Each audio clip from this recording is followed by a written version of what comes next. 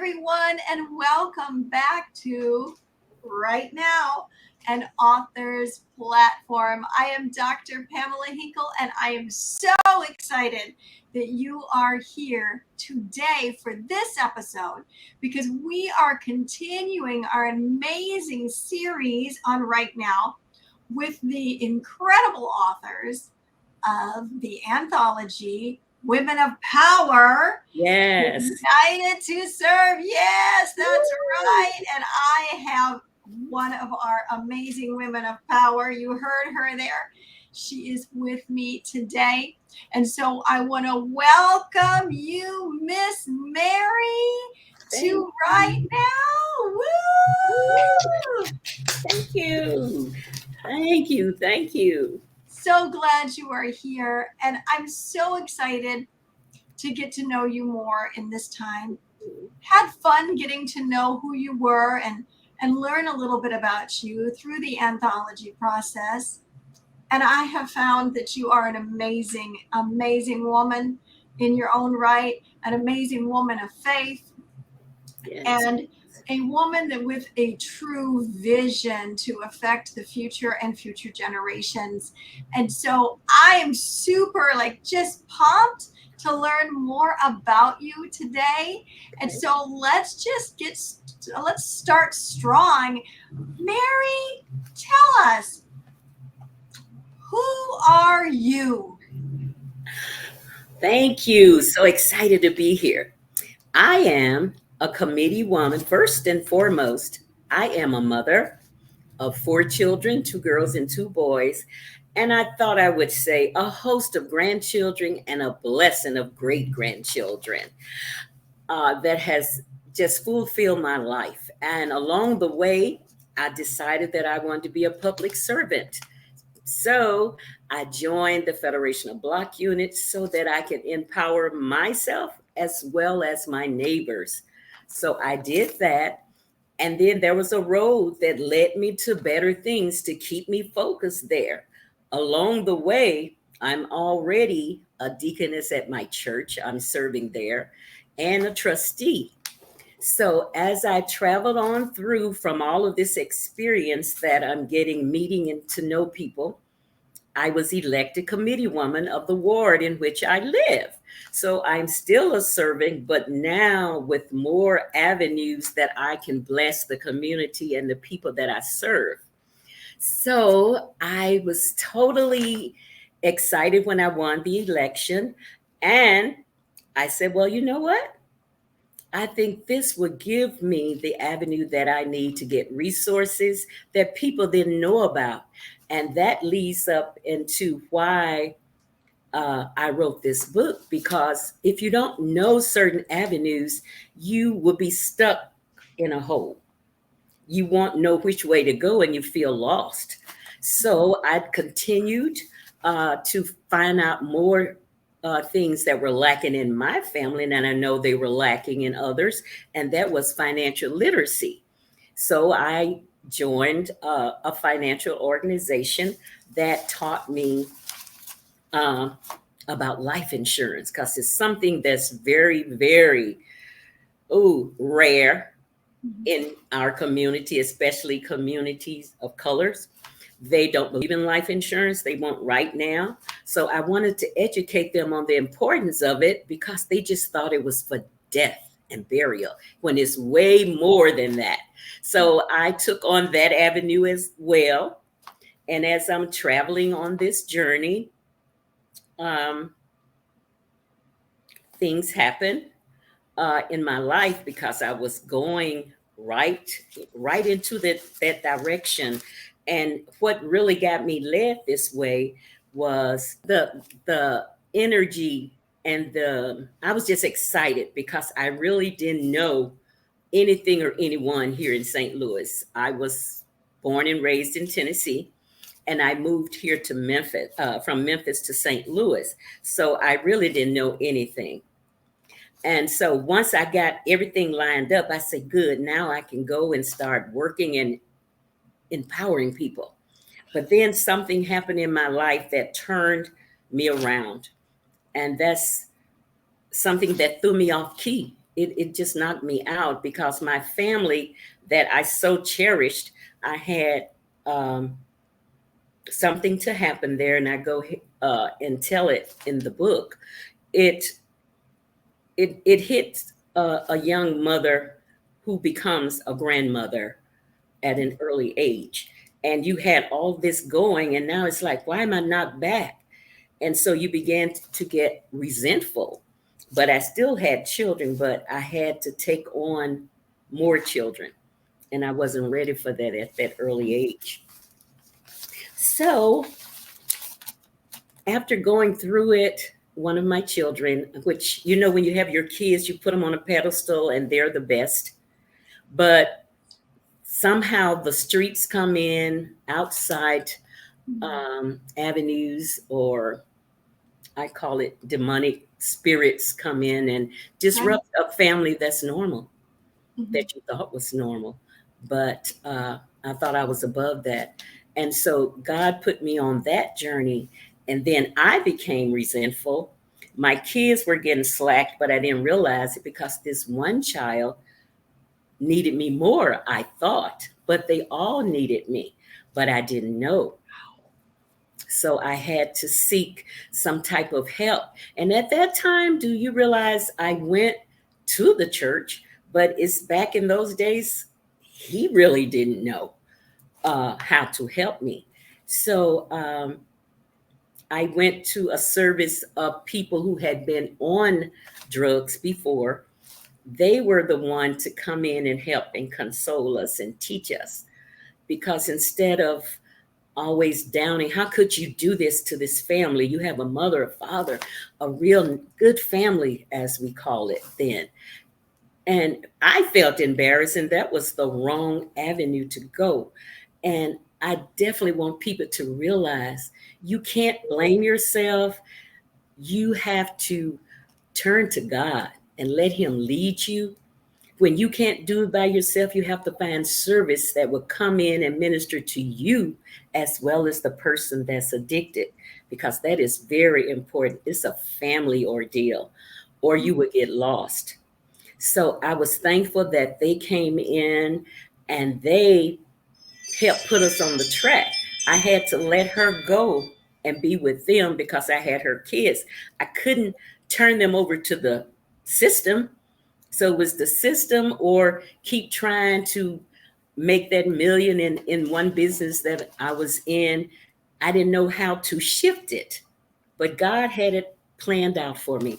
So I know there's a lot of people that don't have directions.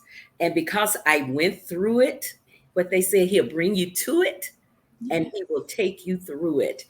And I was glad that I turned to Him because it was not a big chore, as I saw as I was entering into that phase of addiction with the kids and raising little babies up. And my kids were already teenagers. So as I look back and tell them what I felt, they didn't know I felt that way, that I was crying in the closet because they thought I was a very strong, it was that persona. You're strong out there, but when you get in the corner, you just break apart. And I was so broken. It even brings tears to me now.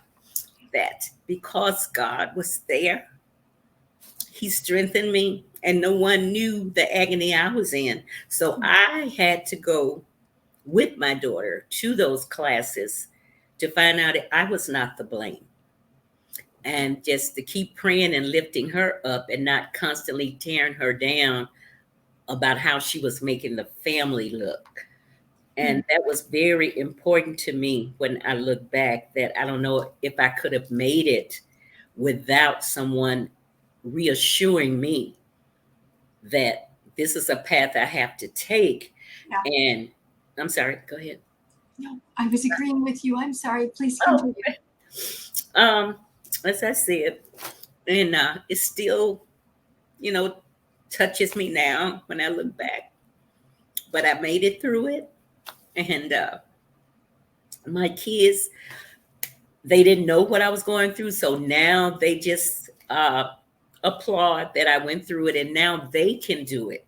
is that whatever plans you have, business wise, education, what you call a problem is really a challenge to make you stronger and let them know you can do any and everything. You just have to organize it and put it together.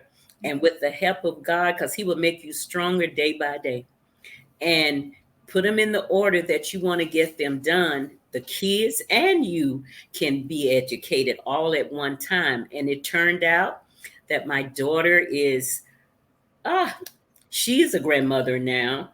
And her kids that I had, one is in nursing school, they all turned out beautifully. And they were glad to have their mother back. And she said once that she wanted to be clean before I died. So that did happen. She's good, and she just spoils me to death. And I just tell her, don't feel guilty with doing all this. Just enjoy that I'm still here with you, and I got a chance to see you. And you're a blessing every day. You're a blessing to your children. And she's very dependent on God, very dependent on Him, and I love that. And it's just to see a miracle happen in my life. And I'm still here, and I can teach them, all of my kids and grandkids, as they remind me at my birthday that I have strength they don't believe. And I told them it's all because of God. He will give you the strength to endure as long as you be obedient and keep Him first. So my book, I hope, will address not just grandmothers, but anyone that has children and they think their life has ended. I always think about Abraham and Sarah. That keeps me going. And it's that God told Sarah that she would have a baby, and she laughed it off and told Abraham. And after they found out that that was true, they didn't have any more doubts. You don't doubt what God can do. And if he let her have a baby at that age, I said, I can do anything. And so I have so much going that I jumped around on that I do at this age. And people are amazed that I'm involved in so many activities in my life. It's because God has given me the strength. And I say, if you did it for them, Lord, I know you're going to do it for me.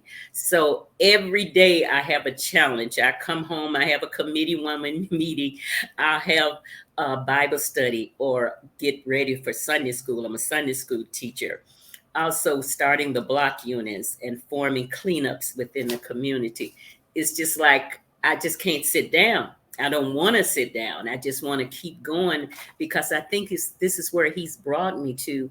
And when I met you and Apostle Deborah I've known for a long time. And she's always been a go-getter. When she had that $1 million daycare, I've seen her grow, but we worked together. She was my client with Primerica. She was one of my clients, and I was watching her like she really is moving. So she came to me one day and she said, you have so many talents. I said, like what? So she encouraged me to use a speaker. I said, oh, really? Then she said, and you're a writer. You have a life experience that you can talk about. You're a coach. You're teaching people how to become financially independent. And I said, oh, okay. She said, you have so many streams of income. Let me show you how to develop that. And that's how I met her. And then to top it all off, I met Miss Dr. Pamela Hinkle, who's soft-spoken and who just continues to inspire. And that's what we need. It just keeps you going because you wouldn't think at this age that I could still do streams of income. $100,000 plus and $1 million is in reach when it used to look as though it was never going to be in reach. And I owe that all to her and meeting you and the idea of coming together with women internationally. that have stories that inspired me and come together and just work together and find out that we're all one. We all have stories that would inspire the next person. I know that's why God brought us all together, because we can help everyone, everywhere. If they read those stories, they're out there lost. And the best thing ever happened to me is that I came involved with this anthology, knowing that this powerhouse, women of power, is exactly what it is. And I'm truly ignited to serve in every capacity. But knowing that the impact that we're going to have on women around the world is so rewarding to me. It brings more tears. I guess you found out I'm a crybaby. But it's just amazing. And I'm just so thankful to be able to do something in such a magnitude and not be humble. You have to be humble or you get stagnated. And I'm just blessed. And I'm blessed to be a blessing, because without him, none of this would be available to me and I wouldn't be able to function.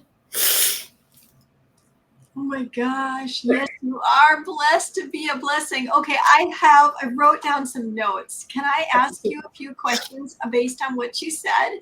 Okay, Yes. so first of all, yes, happy birthday to you.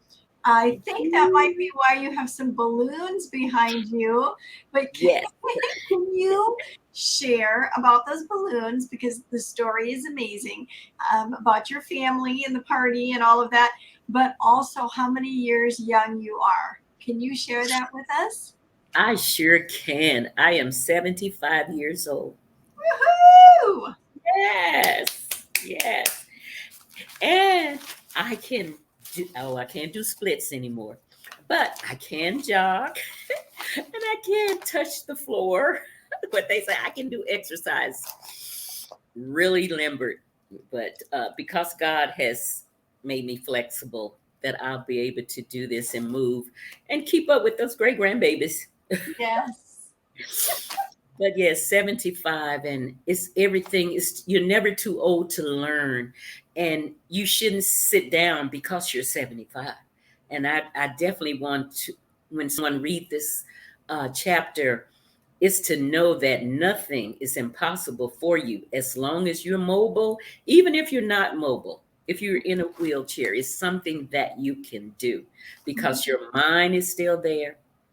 And that's what's important. You're able to understand, because you have to change that mindset. Read and always keep knowledge coming into your mind. Read the word, read empowerment books, read stories that others have written to empower you, because those are directions as well. You might be 75, you might be 65, or even 80, but there are things that you have not yet reached. And if you're still here, he has a compass just for you. Ooh, I love that. He has a compass just for you. That's beautiful. And those beautiful balloons are from your party. And who threw your From my party? body. Who surprised you or gave you a party? My children, all of my children got together. And you know what, Dr. Pamela? I had told my daughter, the youngest daughter, I told her, I said, you know what? I'll be 75. This was back in the winter. And I said, I'll be 75 this year. I should throw myself a white party. I'm just talking with her. I said, but, I'm so busy. I'm not going to have time to put it together because I love white. And I said, a white party would be nice, have all of my friends. And then we'll have church at the beginning. And then we'll end up with everybody celebrating me. She said, Mama, you're not dead. I said, I know. That's why I want to do it now. And that's what I want. So that's what they did. We had a little bit of church in there because my daughter, the oldest one I was talking about earlier, she did a testimony. Of course, that got us going. And then the kids, my little grandkids, they were all there. They were in white. They were like little angels, the little 3-year-olds and 5-year-olds.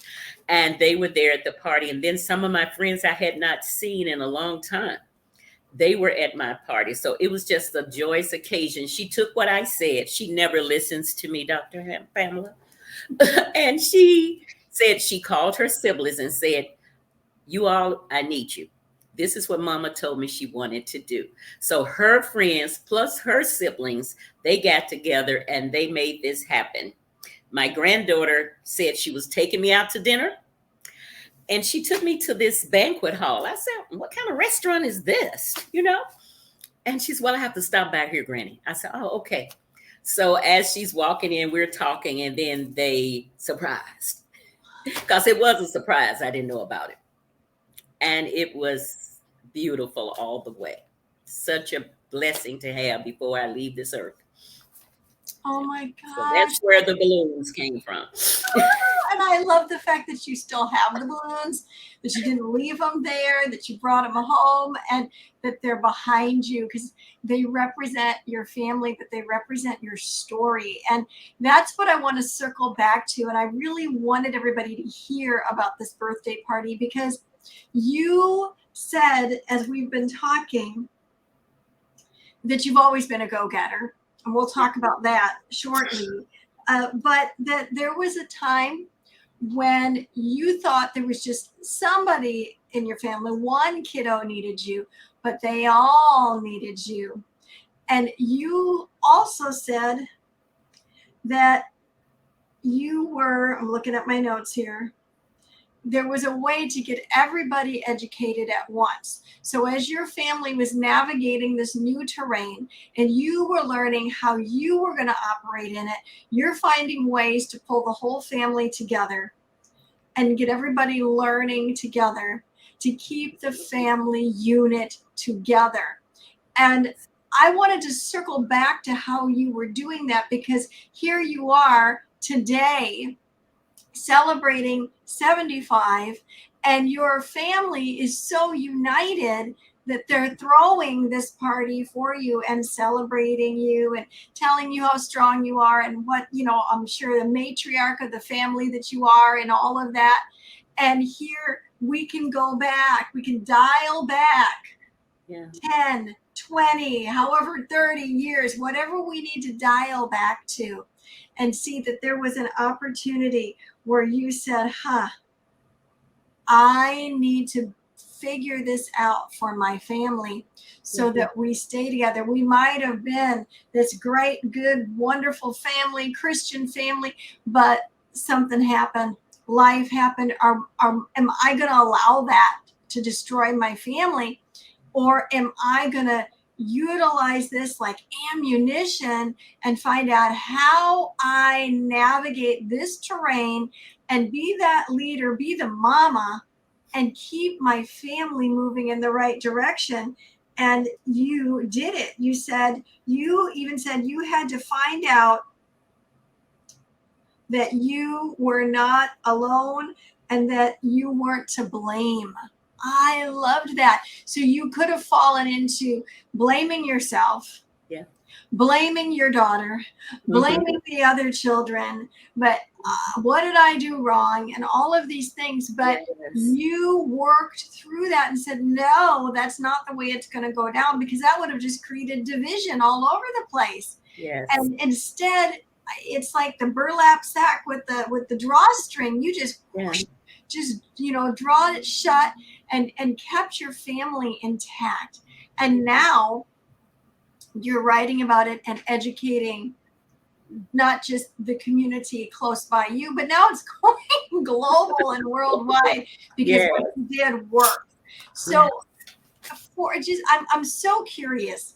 Okay. How were you, when you were navigating that, when you were walking through that? All right. How did God lead you? What happened that caused you to go, wait a minute, okay, how do I keep my family together? I need to go search this here. I need to find out more information here. Oh, I see my children, all of them need me. All these little things that you touched on.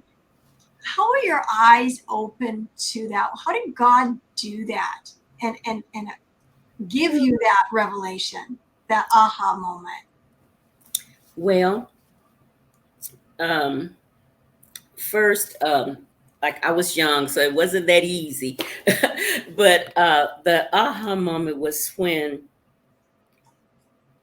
my daughter, she was still with me, and she would disappear.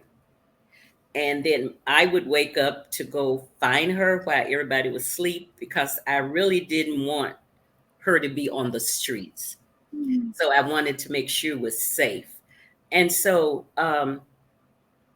when I found where she was, it was that she didn't want me to see her like that. I didn't go to the house by myself. I took the policemen with me, and she would run from them, and I would never see her in that state. So there was a place called the Powerhouse. I don't know who led me to it, to them, but they were reformed addicts, and they had church on the corners. And I don't know what led me there, but they would be on the corner praying and testifying.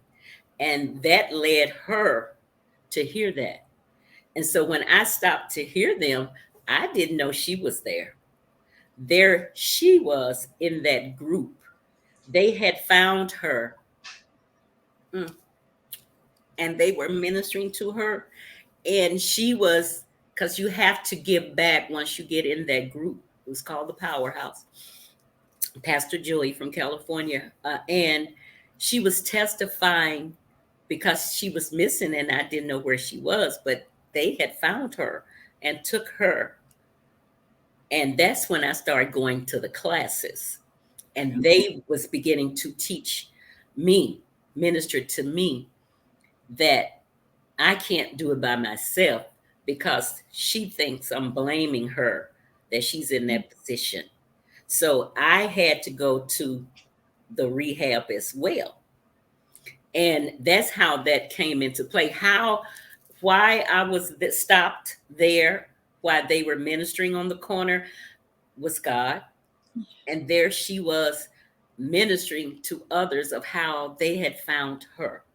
And that's how I began to be ministered to. The mothers at the church was telling me it's not my fault. Don't be ashamed. But then once I heard it from a group of people that had been there and done that, because I've never been there. No one in our family was. Her father had never been on drugs. So that was educational for us. And so for them to take us and um, teach that to us, it's not our fault. Don't blame yourself. The best of families, children go that route. So what you have to do is accept them from where they are. And now they can, the first thing you say, you can do better. Your family didn't even do anything like that. So how do you get to do that? You've never seen that done in this house. Blah, blah, blah, blah. So that's what kept her away. But a family of reformed addicts rescued her. And I stumbled up on them to know that she was safe and I felt better. That's how God navigated me to, okay, I guess I will have to go and hear them to see why it feels as though I'm on drugs as well, because that's what it feels like. Because I was feeling her pain, but I'd never had any of that. But I was feeling the pain, and my babies, they were feeling it, her babies, but they were, was small. So they really didn't know. They just know drugs. So we had to be educated that anyone can fall upon that. It's not that you out there with it, but the thing is, can you get help or open yourself up to receive the help? Because like now, I ain't nothing wrong with me, so why I got to go? But then it's like, well, the only way that she's going to accept me now is that I have to know or feel I was feeling what she was feeling, but mine was resentful. Not that I understand and I can console you. They had to console me so that I would be able to let her know that I'm not blaming you. So that was the navigation. What was the other the other That part? is so powerful. So you stumble upon, I love how you say that, this group, this ministry, and their heartbeat is all about rescuing Mm-hmm. people that are in situations like what your daughter was in. So they're on a street corner Yeah. and you stumble on and you're listening. And did you say your daughter was there at the same time as you? Yes. Okay, so what did you just like look around and then like Yeah, what it's like, oh, there she is. But she didn't come over. I guess she felt like she's just gonna blame me, But Mhm. I can't think of the lady's name. Sister Barb. She was there. That was her mother there. And I got kind of upset. She's talking about, this is my mom here. And because she had taken her up on her arms and cuddled her and was explaining things to her, what she would feel and how family will react. But she has to concentrate on herself. And so, in turn, there was some of the same language for me as well. You have a family that you need to uh, take care of while she gets stronger. Yeah. Because if there's any negativism thrown out towards her from the family, then that will cause her to, relapse or whatever. So I didn't want to do that. We didn't want to do that. So we just took day by day. And she had a family. I went to some of their services. I started going there to see what type of worshiping they were doing. It was the same Bible, same God. And they were more apostolic to me. And but it was the same God, same word from the same Bible. So to see them worshiping and see people that are healed, and some had been healed for years, some had been healed months, and knowing that she was on her way. And she truly was, because as long as I put her in hospitals, didn't work. Didn't work. But as long as she was with the word of God and with people that Yes. were godly, she came out of it. No rehab could do what God could do. It brought her through. Isn't And that I'm so amazing? thankful. Oh my gosh. So in and out of hospitals or treatment or whatever, nothing really came of that. Perhaps there were seeds planted into her heart that would rise up at another time, but it is when God got involved. Mhm. And really what I'm hearing is there was even a release from you where you really had to release her into what had needed to happen so that Right. she could be transformed and changed. And Yes. so now today, I don't know how many years ago that was, but fast forward to today, what's your relationship like with her? Oh, it is really good. When we don't agree, she'll go her way because she has her own place and everything with her kids. She has a son that's 18, and she has a grandbaby now that she Mhm. has that's 5 or 6, gifted little girl. And so our relationship is really good, because she's a praying lady now, young lady, and we're praying mother here. And when things don't go right, she said, well, I think we're in our flesh. So what we're going to do is take some time out and we're going to go pray and we're going to come back to see. She's telling me this. And we're going to come back and try it again. I said, okay, we'll do that. So we have a good relationship. And she went to work, and every week she would bring me a stipend, I call it. I was Mhm. not looking for it. I said, girl, you gotta give me no money. She would come and I would put it back over there. She would take it and throw it in the house and run out the door. But every week she was like paying me. She said, I tell you what, why don't you help me? I think that's when COVID was bad and I had the computer. So she said, well, put me in the computer and you handle my paperwork and just say I'm paying you for that. She would pay. I was not working because I was sick all of 20 with that 2020. And she would bring me money every week. Every week. Clockwork. I'm like, you don't have to. I'm paying you for your service. I said, okay, okay, okay. So she had to turn it to that. But yeah, we're good. We're good. We disagree, and she'll go off. I won't hear from, because she, young kids nowadays, young people, because she's 50. She's 54. She's Okay. 54. And they just don't believe in answering that phone. They'll text you, I'll call you back. And then she'll call you. And then when she calls, they all want to talk then when they want to call. Like, but they were called and uh, talk, but then see, they got a lot to say because I can't think of all that in a text. Like, talk to me, but they can text a book. So yes, it's just amazing. And when I think about it, I did it the next day after my birthday when I was giving my sister and my brother-in-law and his kids, their kids, a little piece of the book. And again, I started that again. I said, well, you know what? Y'all gonna have to get the book and read it because I just cannot tell it. So we won't even talk about it. Get it and read it. So we every Saturday, we come together. My daughter, my baby daughter, the one that called the siblings, she every Saturday, so she loves to cook. So she does brunch every Saturday. She lives in Illinois, and she would cook brunch, and we would all go over there. We would play games and all that. And the grandbabies will say, because I'll sneak in the other room because they had cable, and I don't have cable. I don't like cable. But if it's a movie on I haven't seen, I'll go in the back, and they all come in. Grandma, no, come out, come out. You always want to watch a movie when you come over. This family day, family day. So we have a lot of fun. I am totally blessed with them. The kids, they're grown. I got great grandbabies. So it is beautiful that I'm able to see that third generation, fourth generation in one area.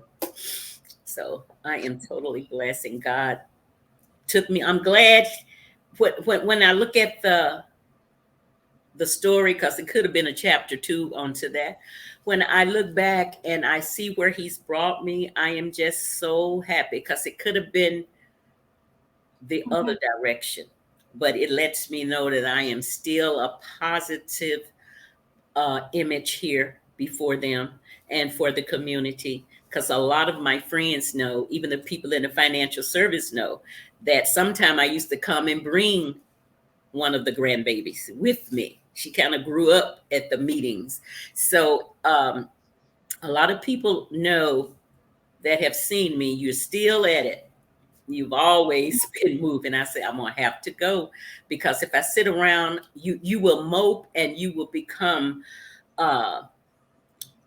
become crippled with arthritis, because you're sitting and you just wasting your life away, when you as an older adult have so much to give back to the young people and to your family if you have one, and show them that no one is beneath you.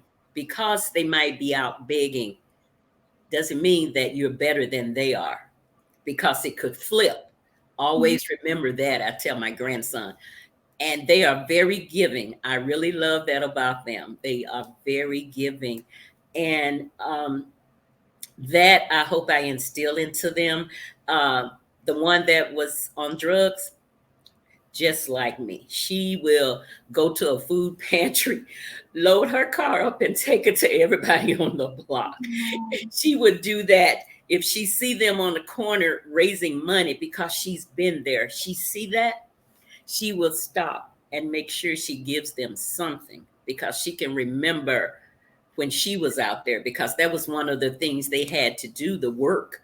You had to go out, they call it the toll road or something, and people would donate, give you money to supply the services that was done at I forgot the name of it that quick, but at the homes where they were, because they had a women's home and a men's home. But they had to go out and work. They had to get up and clean up, because they still had to manage themselves. They still had to have some integrity about themselves. themselves. They did not just walk around. You were active. You would help others that was in need. You would help the sisters that's just coming in and the brothers. So that's something she learned there and something she learned within her home as well. So she will always be a servant out there. And I've watched them, they have a giving spirit. So I wonder where they got that from. I don't know.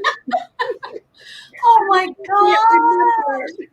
Miss Mary, this is amazing. So restoration is the word that keeps bubbling up in my heart. My Set God. restoration in your family because you wouldn't accept anything else. You talked about being a praying mama. And so, our prayers, according to the word of God, do not return void, right? God's word does not return Yes. void. It goes forth and it accomplishes what he sends it forth to do, and it prospers therein. Can I get an amen? Amen. Amen. Trust in the Lord with all your heart. Gosh. Yes. So you have been a praying mama forever. And then you put feet to your prayers and you became action. I mean, I'm sure you were always action, action, go, go, go. But your family and your community has seen you as a positive image. I wrote that down when you said it. Yeah. You are a positive image. She's still going. She's still doing it. She's still plowing the way. She's still leading. She's still holding the light. Yes. And it works. And that's what I want to, as we start to wind down, I want to focus on this, that it works. Because look at Miss Mary and her family. Look at the impact that she's having in her community. It's not that I did this 30 years ago. You realize the doors continue to open for her everywhere she goes. So the door opens here, it opens there, it opens over here. And sometimes it's a door to go in and present, and sometimes it's a door to go in and educate. Yes. But there's also those doors that open that sometimes we don't realize, like showing up again to another meeting with another grandchild or a great grandchild, and people go and see Mary still got it. She's still going. She is the same today as she was then. That positive image and influence pays huge dividends. Yes, it does. Yes, yes. Glory be to God. Goodness, my goodness. So 75 years young. What is on Mary's plate? What's your intention now? The book's out. You're busy doing what you're doing from Sunday school to the matriarch of your family. You're an international best-selling author. You're teaching on finances. What is in your heart? Where are you going next? What's on your heart to do? Ooh, well, I kind of like this writing thing that you and Apostle have really put into my mind and see where I can go with that. Yeah. And there's still more to tell that will ignite someone else, I'm sure. And just keep going, because God will let you know when it's time to slow down. And you just go, because when you think you're slowing down, God shows you something that's going that way. So I'm going this way. I think you will be good over here. So I like that. Anywhere that there's people and they want to listen to me, I can train in the community. If you have community organization, you want me to organize it, I'll be glad to. Some of the residents say, you should kind of settle down a little bit. I say, I'm scared if I settle down, I might fall asleep in the house and my kids don't know I'm in their sleep. And you might come by days later, they're like, oh, we haven't seen or heard from her in 2 days. What's up? But I have one daughter that calls me every day, twice a day. And but I do feel that when they say you need to slow down, or one of my granddaughters say, Granny, I saw you flying down Riverview. I said, did you? Where were you going? I said, I can't remember. How would I know? And what day did you see me? But the idea that I'm driving, then they'll start talking. Well, maybe we should take your keys. I said, oh, no, no, no, no. I said, it's always work to do. You don't have to be, even if you're in a wheelchair, there's no limit on what you can do. You can service everyone. He will make a way for you to service someone from a wheelchair, a walker, wherever. So when you look at people, just be thankful that you are standing straight up. So you have to do more. You have to give more, because God is going to continually bless you. Because if you start trying to lean on your understanding, it's going to go crazy. Just let him direct, because when you try to do it, trust me, I'm a witness. It won't go right. Don't think evil when somebody cross you. I've done enough of that in the past. Just let it go, and you'll be surprised what comes. I'm just amazed at things that come my way. So I really don't know what's next. I tell you what, there is an election next year, and I told this lady I would not run because I'm 75. She said, well, your president is 79. I say, and what does that have to do with me? So I said, sounds good, but I don't think I want to do that. I want to have the grandmothers round table. I think now is to get all that wisdom together and see what some of the young women listen to what we have to say, to bring that integrity and morale back to the young females of today. That's what I really want to focus on. A round table, because so many of them are silent. They're not out speaking. They're not as outgoing as I am out here, but they are alive, and I'm sure they have a lot to say. So I have been working with a young nurse that's over at Archway, and she says she will be glad to help with that, starting a grandmother's roundtable, because they need to release all of that history. Yeah. So that's really my next move. That is so powerful. Grandmother's roundtable. You know, as grandmas, grandmothers, great grandmothers, in America, it can be this stigma of, your life is, you're winding down, you're slowing down, but really it is supposed to be a time of celebration. Yes. A time of, we are in that second spring of our life where all this wisdom and knowledge that has been poured into our hearts through life, through experience, through the things of God, now we can churn that like butter, right? Yes. And it can be launched back out into those other generations and into our communities. That is fantastic what you are doing, and giving a platform to women that otherwise might, oh my goodness, all that wisdom, they can't take that to the grave with them. I mean, they'll probably have years and years and years left, right? But that can't die in them. That needs to get out into the next generations. And I love that you are doing that. That is so empowering. But you see, that's you. That's who you are.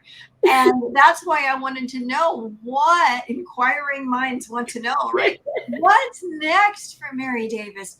Wow, writing, speaking, serving, and the grandmother's round table. Oh my goodness. And the gold nuggets that are going to be dropped there. Oh, wow. Can you imagine? Become a book? Think about it. That could become a book. All those women could write there. They could put it in a chapter, and Apostle Deborah can publish it for you. Just say it. Hey, there's a book. Hey, there you go. There is a book in there. I loved it. You said no limit to what you can do. Yeah. And as we start to wind down here, I want that to hit home with all of you tonight, whatever it is that you're listening or viewing. There's no limit to what you can do. I think that you can see that that is true, because look at the life of this incredible woman who did not let life stop her. She could have. Yeah. She didn't. And because she didn't, and because of the grace of God and the help of God, look at what's happening now. Grandmothers unite around the table, perhaps a book. Yeah. Who knows what's going to happen with this? Wow. Families restored, generation after generation. Oh, talk about your quiver being full. And if you're wondering what in the world does that mean, there's a scripture in the Old Testament that talks about your quiver being full, meaning that your family surrounds you. And in fact, it talks about Praise the God. family surrounding you and rising up and calling you blessed. That's also in the Old Testament too. And you're just a tribute to that. And what happens when you're willing to say yes? Yes. And do the work. And that's what I'm taking away from here is when you said there's no limit, you're a living example of that. And so whoever you are out there, if you're thinking that there's a limit, oh, there's not. There is not a limit to what God can do in you and through you if you'll just say yes. And I love how you said keep giving more. You said I kept giving more. Yeah. And you can't outgive God, can you, Mary? You cannot. Oh, you cannot. You cannot. And look at your life now. Oh, I would never have thought this would be today. Never, ever. Oh my God. Oh my gosh, that's so amazing. Yes. All right, so wrapping it up, two things. Okay. Anything else that's on your heart that you didn't get a chance to share? If there's another gold nugget in there, if there's something else on that's pressing on you, please share it with us. We're ready. And then how can people reach you, to follow you, to connect with you, to learn from you, and of course, to purchase this amazing book and get your chapter? Tell us where to find you, and it will all be in the description, everybody. And Mary, what you say is in the description, so you don't have to feel you have to slow down or repeat it. Just go ahead and share it. Okay. Well, I think I've covered everything so far. Nothing has hit me right now to continue on my journey that I have, except to make sure I get that round table up and going and stay connected with my visionaries, Dr. Pamela and Apostle Deborah. But you can reach me with my email at mdavis6026@yahoo.com. And there will be a link with my Cash app. And also, I will have my first book signing that will kick off August the 27th from 2 to 4.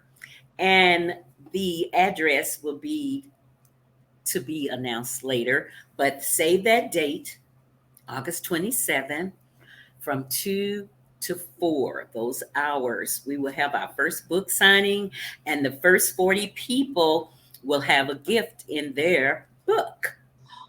Okay, and you can reach me at my phone number, 314-825-0585, and Facebook, Mary Davis. Okay. Oh my gosh, the first 40 are getting a special something something in there? Yes. Oh, that is so exciting. Oh my gosh. I love your zeal for life. I couldn't see you slowing down. I think that you'll just run until you run right into heaven, honey. I don't think so. I don't think I really don't think I just can't be still. I have to do something. You got too much work to do. You have too much work. Zeal for life and for the Lord. You are a beautiful testimony of a life well lived. And so thank you for being that for all of us to see that demonstrated. You're an inspiration. Thank you for being here with us today. I appreciate you, and I'm looking forward to running with you. Thank you for having me. And thank you, everyone, for coming. I know that if you're anything like me at all, you've been taking some serious notes, and I know that you have been illuminated and lifted up. So remember, you are here on purpose, with a purpose, by design, not by default. Now do us all a favor. and press that little like button. Like it and share it, as Mr. Les Brown says. I think that this incredible woman deserves to have her story go viral. What do you think? Let's help Mary make that happen. Like it and share it. Pop the link in an email to a friend. Send it all over. And let's share her zeal and her story and her wisdom with the world. You all know somebody that this will touch, that this interview will touch. So get it to them. It's as simple as that. And thank you for showing up right now to right now. And remember, go on out there and be the salt and the light everywhere you go. See you next time. Bye. Bye. We've all been through it. You know, those times in life where we just want to give up, we want to give in, where we just don't believe in ourselves anymore. You remember that mountain that looked impossible to climb, but you did it anyway? Do you remember that race that you didn't think you could finish and you ended up on top? But see, you listen to the voice inside of you, the one that encourages you, inspires you, and drives you to do things that you didn't think you were capable of. Listen to the voice. It says one phrase that will ignite a flame in you that will set the world on fire. Can you hear it? Listen. You have something special. You have greatness within you. Les Brown and John Tellerico present The Greatness in You. This book anthology is changing lives around the world. The magic of the human spirit is highlighted by these timeless stories of men and women who are inspiring others to discover their own greatness. A collective of talented authors has been assembled for this project. NFL Hall of Famer Brian Dawkins, influencer and entrepreneur Alicia Little, Deputy Governor of the British Virgin Islands David Archer Jr., and world-renowned actor Sam Humphrey. Through their commitment, dedication, and determination, you'll learn how you can overcome any challenge, move into your highest potential, and embrace the miracles of life. You will hear 30 empowering stories led by the world's greatest motivational speaker of our time, the legendary Les Brown. His voice has inspired millions around the globe to find their greatness. And now he's unleashing the next generation of motivators and thought leaders who will inspire the masses. So if you're ready to find the greatness in you, order your copy today.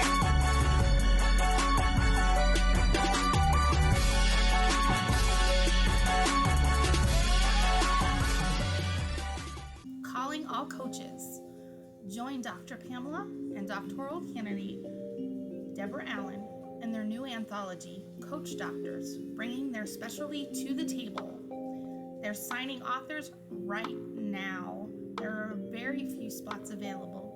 Get in contact with Dr. Pamela now through social media or email her at hello@purposewithpamela.com for more information.